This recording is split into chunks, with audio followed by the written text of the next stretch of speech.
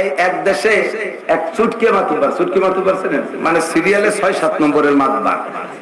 বড় মাতুব্বাররা চেয়ার পায়, তারপরে এলারা টুল পায়, তারপরে এলারা বেঞ্চ পায়, এরপরে এলারা ছোট জলচকি পায়। উনি কোন জায়গায় গেলি ভালো ভালো কথা কয়, কিন্তু চেয়ার পায় না। বোর সাথে দরবার হচ্ছে যে কথা তো বলো বাঁকা বাঁকা কই, কিন্তু আমার চেয়ার দেয় না কেন? কারণ বউ কাজে চেয়ার দেবে, তোমার জামার যে বাপ, তোমার পোশাকের যে ডাক, তোমার চেয়ার মানে ঢুকতে দেয়, তাই তো বেশি। যদি চেয়ার পাইতে চাও আর সামনে মান মর্যাদা পাইতে চাও, তাহলেই করো। ওই কোট কেন একটা, দেখো ওই বড় মাতুবারের কোট আছে না, ওই কালার একটা কোট কেন। বাজারে যাও, নিক্সন পুরন মার্কেটে যাইয়ে 1,30 টাকার মধ্যে একটা কোট পাও নি। তাহলে আমি এই মাটি ব্যাংকের মধ্যে 58 টাকা করে তুই আর তুই কিছু মুষ্টি চাইছিস, এই দুইজনে জমা করিয়া 300 টাকা হলে আমার দিবি। তো দুইজনের এই গোছানো টাকা দিয়া 300 টাকা যেদিন হয়েছে, ওই দিন এই কোট কিনতে রওনা আছে। কোট কিনে মাতুব্বাড়ি হবে। কারণ বাড়িতে যখন বেরোয়, বাড়ির পাশে এক পকেট মার চোর, ও জানে, ও টের পাইছে। ও কয় যে তোরে আমি চেয়ারে বসতে দিচ্ছি না, তোর পকেটেতে টাকা চুরি করবো, তোর সামনে সাইজ করবো, সেই টাকা তোর কোট কিনা ওর পিছনে লাগতে। আর ওর এত সাধনার টাকা, যেই টাকায় যে কোট কিনে মাতুব্বাড়ি করবে, সে টাকাটা কি কম জায়গা সারছে? লুঙ্গির নিচে জাঙ্গে পরে, জাঙ্গের ভিতরে নিচের পকেটে থুইয়ে স্যাপসিন মেরে দিচ্ছে। চোর তুমি যত দূর হাত দাও, অত দূর বাড়তেছ না। বাহারাল ও যাইয়া ঘুরতেছে, আর চোরও পিছে পিছে লাগিয়েছে কোন ভাবে টাকা চুরি করা যায়। কোন ভাবে আর মতো জুত পাই না। লাস্টে সন্ধ্যার আগে যাইও কোটেটা কিনেই ফেলাইছে। চোরে রাগের জ্বালায় ফট করতেছে। দিনটা চলে গেল, শয়তানের পিছনে টাকা চুরি হতে পারলাম না, চাল ডাল কিনে নেবো কি করে।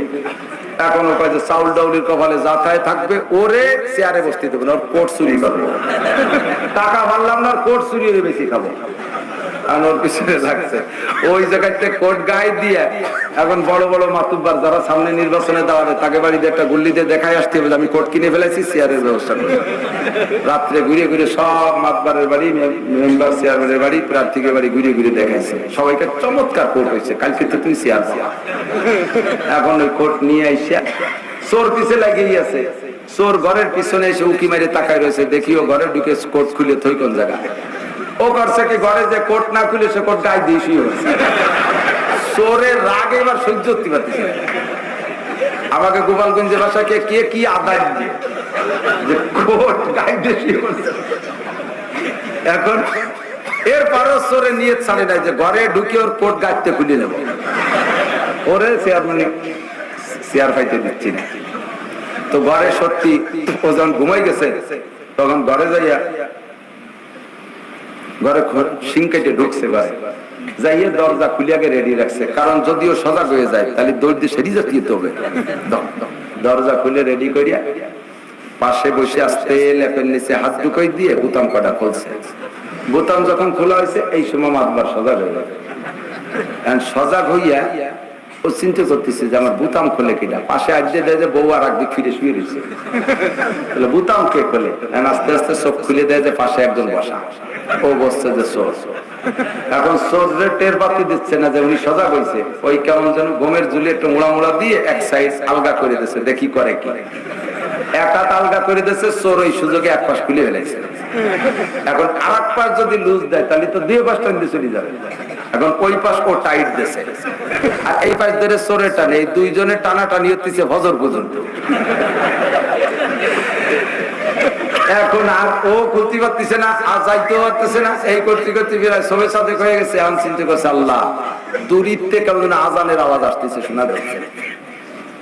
এখন তো আর তো দেরি করা যায় না, তো উঠে পড়বে। এখন চুপ করে বসে আছে, কি করি? এখন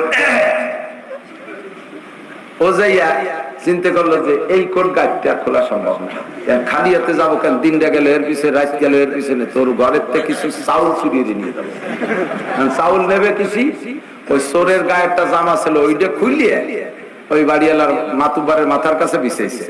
বিছাইয়ে যাইয়া চাউলের কলস নিয়ে এসে আইনি ওর মুখস্থ সেই জায়গা ডাকছে। ও যখন চাউল আনতে গেছে, মাতুব্বার করছে কি জামা ওইটা গুছাইয়ে লেবে চলে গেছে। জামা ওইটা লেবের ভিতরে দিয়ে গেছে। আর ও তো অন্ধকারে সেই অনুমান করে এই জায়গা জামা বিছাইছিলাম, সেই জায়গা চাউল ডালছে। চাউল ডালে আনে সে গুছা, সে জামা পায় না। এখন এই ছানা বান্ধে দাঁড়ায় গেছে চুপ করে। কেমন হলো?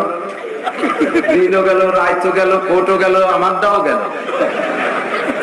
এখন কি করবো বুঝে উঠতে পারি। এর ভিতরে মাতুব্বার ওর বউরে ডাকতেছে, এ ওটা তো ঘরে মনে হয় চোর ঢুকছে।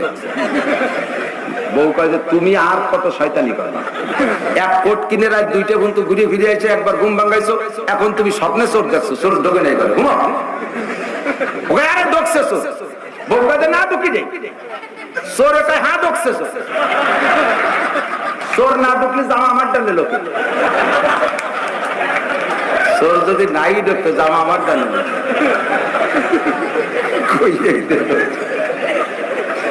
দোস্ত। বেশি ব্যাখ্যা দিতে পারতেছি না, তবে বুঝাই দেই আমাদের উলামায়ে